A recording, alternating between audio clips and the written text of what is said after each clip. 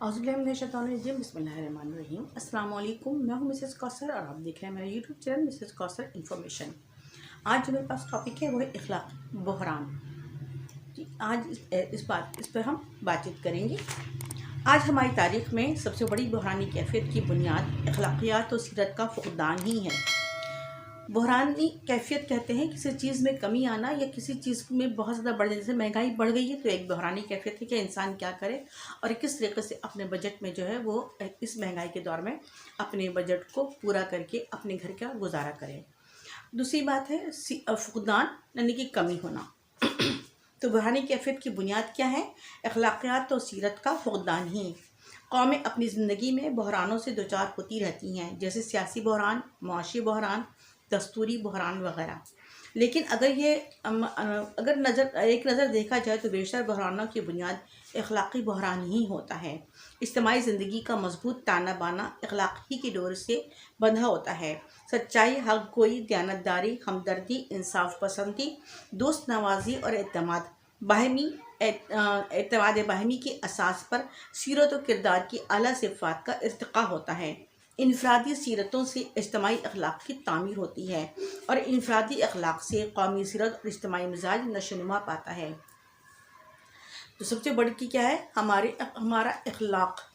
अखलाक बुलंद हो। हमारे नबी करीम सल्लल्लाहु अलैहि वसल्लम को भी अल्लाह ताला ने बुलंद अखलाक का मालिक बनाकर दुनिया में भेजा और हमारे लिए रहनुमा मबूस फरमाया।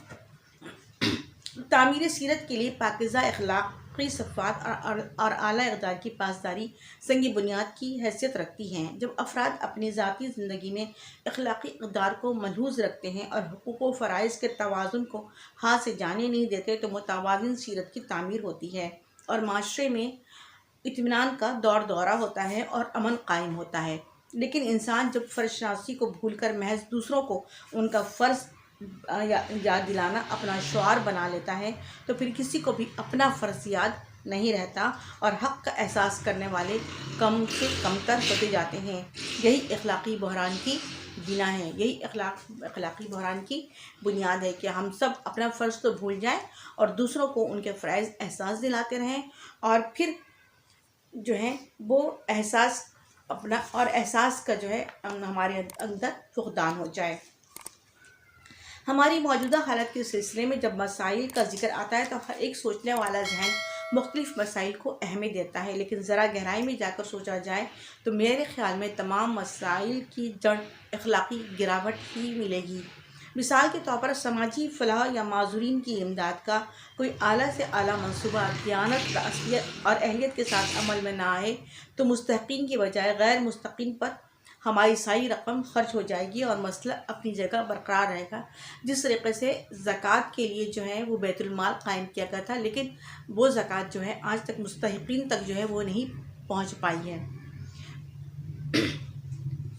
ज़रा और आगे बढ़कर सोचिए तो अखलाकी इक़दार का मसला भी दूसरे मसाइल से जुदा नहीं किया जा सकता। अखलाकी इक़दार भी हवा में मुअल्लक़ नहीं होती बल्कि पूरे निज़ाम ज़िंदगी से मुतासिर होती हैं। जब ज़िंदगी का मजमूई ढांचा दियानत, अमानत और काबिलियत को बरूकार लाने के लिए साजगार ना हो बल्कि उसके बरक्स उसकी राह में रुकावट हो तो वाज़ व नसीहत के बड़े से बड़े इंतज़ाम के बावजूद चंद ही लोग बाद मुखालिफ का मुकाबला कर सकते हैं। हमें अखलाकी इस्लाह की तलक़ीन और तबलीग और ज़राए इशाअत और बलाग से काम लेने के साथ साथ ये इंतज़ाम भी करना चाहिए कि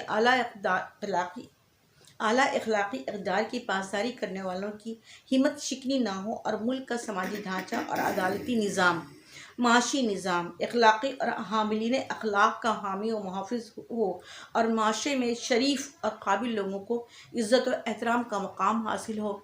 तभी ये अखलाकी बहरान जो है वो ख़त्म हो सकता है और मुल्क में और माशरे में और हमारे शहरों में हमारी ज़िंदगी में अमन और इत्मीनान कायम हो सकता है।